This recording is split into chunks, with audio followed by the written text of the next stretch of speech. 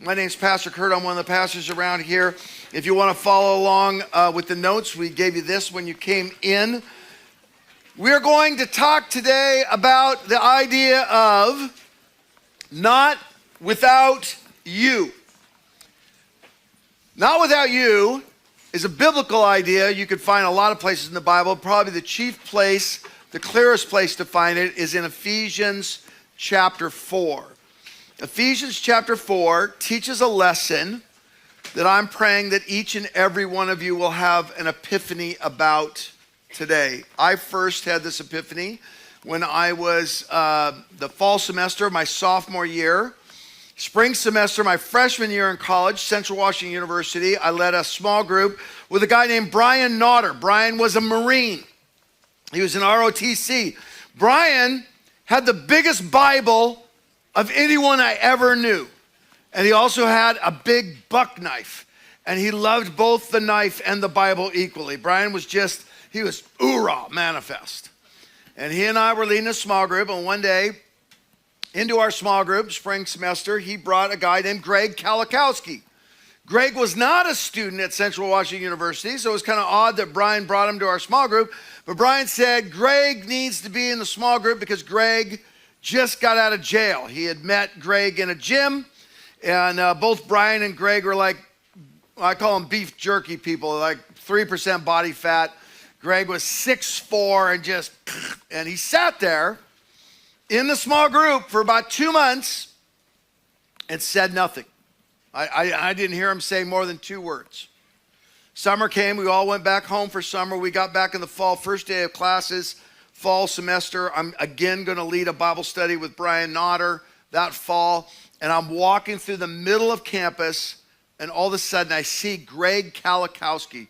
He's standing on a little cement pony wall, like half wall, and he's yelling and screaming and preaching.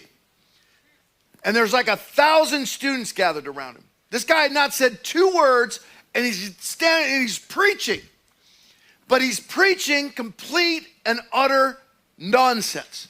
It just, the sentences don't make, I remember he said the rats are gonna come and they're gonna eat through the wall, and there's gonna be a current of blood, and just, I'd never seen this before, and I didn't know what it was, but he was having a psychotic break. He was having a schizophrenic episode. I knew nothing about mental illness at that point. I just was like, wow, this is crazy weird. And a little voice deep inside me said, you should go help him. And so I walked away as fast as I could and went to my classes. I saw Brian later that day and I said, hey, your guy was saying crazy stuff, way crazy stuff.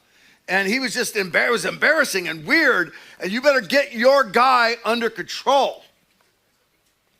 Later that night, I'm sitting with my 2 new roommates, Dave and Dana, in our little apartment. There's this knock at the door. I open the door, and there's Brian and Greg Kalakowski. And Greg is just fidgeting, and he's growling, and he's making noises. And he keeps going on about the rats and blood. And Brian said, help.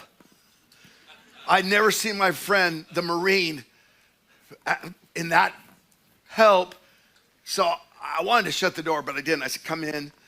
We sat Greg down in a chair. We stared at him for a minute. Brian said, let's go to the kitchen. I got a plan. So he and I went in the kitchen, and he said, listen, I read this passage in the Gospels where Jesus handled a situation like this.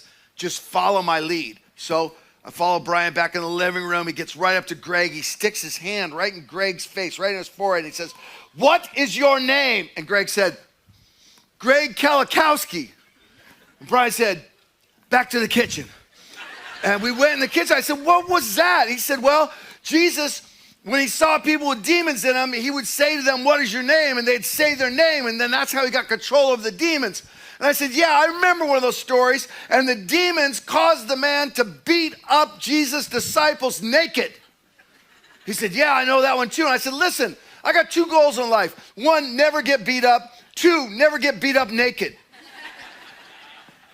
So I said, we're not qualified here. I called my pastor, Michael Mowry. I said, Michael, we got this crazy guy in our living room. We don't know what to do with them. Michael's like, all right, we're going to take him to the emergency room. I'll be right over. So Michael comes over, he busts in the door. Greg's still going, and he goes right up to Greg. He says, Greg, I've been told that you are sick. And Greg goes, who? Who said that I'm sick? 6'4", 3% body fat. Who said that I'm sick? And I'm not making this part. He looked right at me and said, Kurt said that you were sick. I had just gotten a new pair of glasses for that fall semester. They cost me $129 of my own money, and that's like $3,000 back in the 1980s. And I'm like, he's gonna punch me in the face, and my glasses are gonna break, and I'll be out $129. And Greg stood up, and I said, here it comes. And then he just ran out the door. And that's when it happened. That was the first time in my life that I learned the meaning of Ephesians chapter 4. I don't know what caused it, but in that moment, I looked at my pastor and I gave him an order. I said, go get in your car, follow my car. I said, Dave, you go get in the car with Pastor Michael. And I said, Dave, come on, let's go. And I ran. I didn't even know they were gonna follow me. I ran, and here David and Dana are running right alongside of me, and we're chasing Greg down the sidewalk. He takes a turn, he goes right on campus. It's the first night of classes, so every thousands of students are outside, and we're running by all these girls that I wanted to date. And he's like, ah, and we're chasing after him. And Brian yells at me, what are we gonna do? And I said, I don't know. Then he stops, and so we stopped. And he says, God just told me, he points right at Brian, God just told me you're full of demons. And Brian goes, God just told me that you're full of demons. He goes, no, you're full of demons. No, you are. And then I'm like, what in the world? And then he starts running again. So we start running, and he runs in this little hamburger place right next to campus. And it's a Starbucks now, because all those little hamburger places turned into Starbucks back then. And we ran into the hamburger place, and it seats only like 20 people. And he runs in there, everyone stops eating. And he says, leave me alone. And then he walked right by us, and he walked out. My pastor held us back. He said, no, just let him go. And he went across the street, and there was a cop car at a 7-Eleven, and he kicked the door of the cop car. And the cops got out, and they took him down, and they handcuffed him, and they took him away. I am a large part who I am today because of what happened in me that night. It was very confusing at first. At first, I didn't understand it. It wasn't until I actually ran across this passage that I went, oh, that's what happened. You see, that was the night I grew up. That was the night that I received a fundamental biblical truth about who I am, who God is, and what he wants from me. That truth is found here in Ephesians 4. Let's go ahead and read it. I'm going to be very brief. This will be the shortest sermon you've ever heard at Bayside Auburn by at least 20 minutes. Here we go. Verse 11. So Christ himself gave the apostles, the prophets, the evangelists, the pastors, the teachers, to equip his people for works of service so that the body of Christ might be built up until we all reach unity in the faith and in the knowledge of the Son of God and become mature, attaining to the whole measure of the fullness of Christ. What is the will of God for each and every one of you? I know the will of God for each and every one of you. It's number one, to be unified with Christ and then each other. And number two, to grow up, to be mature, to become fully mature in your faith, in your life, in your emotions, in your intellect. God's will for you is that you grow up and get on the same page with him. Grow up and get on the same page. That's his will for you. A lot of times we'll look at this passage and we'll read it wrong. We read it kind of like an Enneagram or a personality test. Oh, he gave apostles and prophets and evangelists. Which one am I? That's not what this means. You aren't like a 2 pastor with a wing 5 teacher. What he's saying here is that God wants you to be mature. He wants you to grow up and get on the same page with him so much that he's lavished the church with all sorts of gifts to help you grow up and get on the same page with him.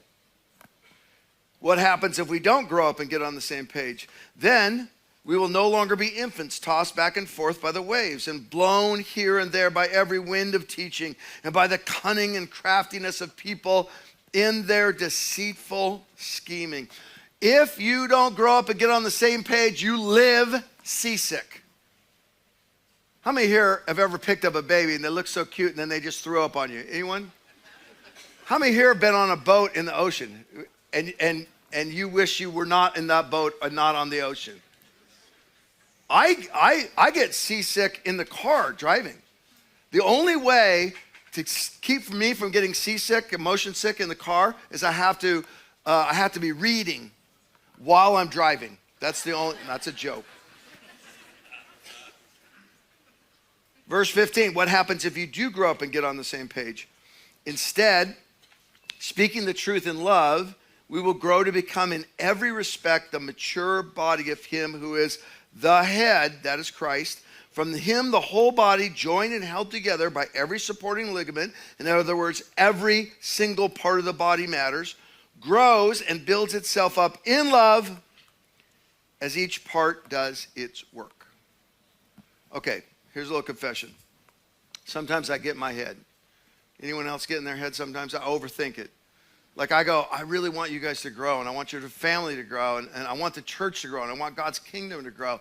So I'm like, okay, what we got to do is we got to stop everything, just do small groups, just get everyone on a discipleship path and rooted in small group. And then I think, no, we got to have a great student ministry. We got to double down our investment there. And no, it's kids. We got to have the best breakaway, and we got to do this, and I got to learn from other churches what they're doing. And no, what it is, it's a worship culture. We got to just really actually be praying and worshiping. And no, I got to become a better Bible teacher. That's Bible teaching is the way to do it. I'm going to just listen to every podcast about how to be a better Bible teacher. And then God will just sit me down and remind me of this verse. Because growing a church is not that complicated. Sure, small groups are great, and students ministry is great, and learning how to preach better and worship, they're all great. But here's how you grow a church. It's very simple. 3 things, and only 3 things are needed. Number 1, seeking Jesus as the head over everything. Making God the lead pastor and the board. And every decision comes from him and is provided through him. The word head here in the Greek means source, like the headwaters of a river. When God is truly the source of a church and a life, here's what will happen. The second thing, serving God and others in love. You could say that God is your true source and he's the one really in charge, but if you're not loving each other and God, then he's not truly your source. And then the last one, and this is the epiphany. This is what I got that fall evening. Seeing each part do their part. So we have a plague in Christianity in America where we like to sit and listen and not do. This dynamic of one guy knows everything and the rest of us aren't as important. The Bible says the church grows if God's our source, we love each other, and everyone gets out of the stands and into the game. See, what happened to me that night is I was sitting in my living room and Greg Kalikowski ran off. In a moment, I realized it's not the pastor's job to run after Greg. It's not my co-leader in my small group's job to run after Craig. It's not my roommate's job to run after Craig. It's not some ministry or department or strategy's job to run after Craig. It's Kurt Harlow's job. That's what I'm made for. Not looking to someone else, blaming someone else, criticizing someone else, and not stepping back in fear, but stepping over the fear and running after it. You see, it's me. I'm the one. I'm supposed to do my part.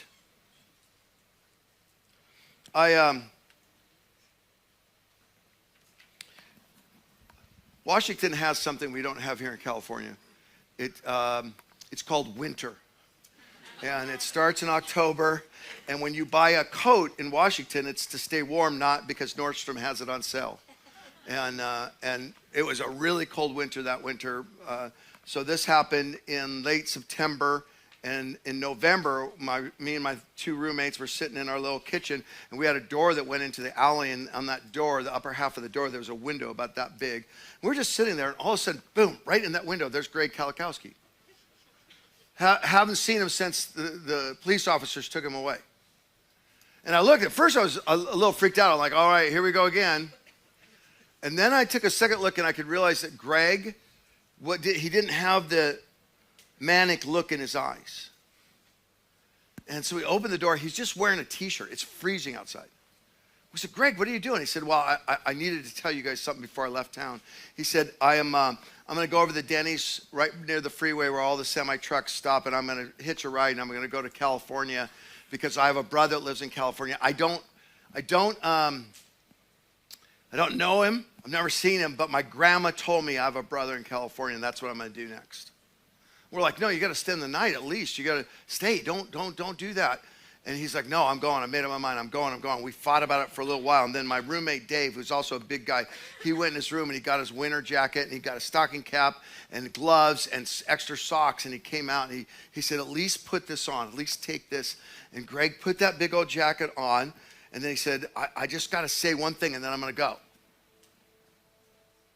He said, my whole life, what you saw has been happening to me. My whole life, since I was an adolescent, I've had these episodes, and I don't even remember what I do most of it when I have them. And he said, my whole life, every time I have one of these episodes, everyone runs from me. My dad was never there. My mom ran from me. I went to live with my grandparents, and they kicked me out, and every single time this happens to me, everyone runs from me. So I'm just here tonight to tell you, you're the first people that ever ran after me, and thank you for that. Who do I want to be as a Christian? I want to be the sort of person that runs after the people Jesus runs after. I want to be the sort of person that runs after people that everyone else is running from. Who do I want to do Christianity with? I want to do it with people that at a moment's notice will pick up everything and go run after someone even when they don't know what they're doing. I want to be a church that runs after those that everyone else runs from. What are we doing here in this thing called the Next Campaign? We are asking God to grow us up and get on the same page so that he would truly be our source and no one else. And that we would love as he loved us, and that each and every one of us would play a part, knowing that our part is just as important as the other. And that no one else can succeed unless we all play our part. My friend, what this is a call for all of us to grow up. We have 4 big projects we're doing. One of them is we're participating in 84 different ministries that we're unleashing compassion to, like anti-sex trafficking and building a hospital in Jos, Nigeria. The other thing we're doing is we're going to build a community care center out of this church. What is that? That's when someone's month and their money don't match and they get in a crisis. We want to be able to say, we'll help you take steps to get out of that crisis. And then we want to do a counseling center here in this church. We don't want to tell people, go down the hill. Bayside's got counseling, but it's all the way in Granite Bay. We want to say, when you come to us and your marriage is in crisis, we know what to do next. This weekend, 2 different people came up to me, Pastor Kurt, pray for our marriage. And I know there is tons of teenagers dealing with mental illness still in our culture right now. We need to be a place that runs after those that everyone else is running from. And then we want to find a permanent church home. Mostly it's because we don't have enough room for students. I kind of like this room for us, but I don't want to say no to a single 5th grader. And that gets us to our last project. We're going to hire a world-class 4th and 5th grade pastor. And we are going to go after student ministry at every single level.